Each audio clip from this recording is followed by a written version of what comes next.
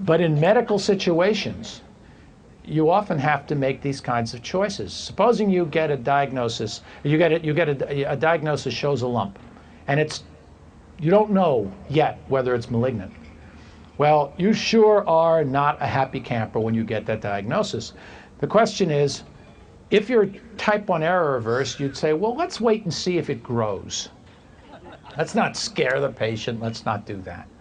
If you're type 2 error averse, you'll say, never mind if the patient is going to have trouble for 2 or 3 weeks. Let's do the biopsy and find out. Because if you wait and then all of a sudden it grows, by that time maybe it'll metastasize.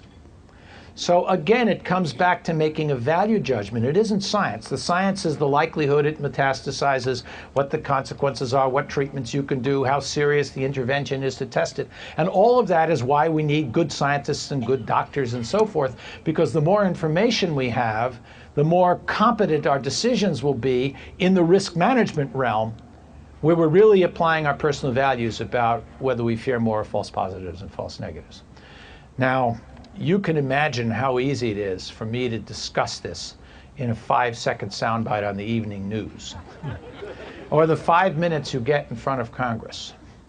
And, you know, in a way, in my darkest moments, what I despair about is whether democracy can survive complexity.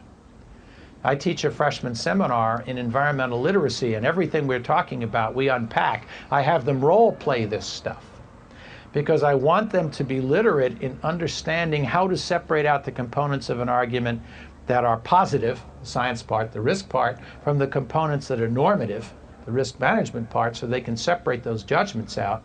And then they can have an argument, at least, where they're arguing the fact part, they're arguing about facts, or they're arguing the value part, they're arguing about values, and not getting them all conflated, thereby leading to utter confusion and this sort of dumbing down that I referred to earlier in the media.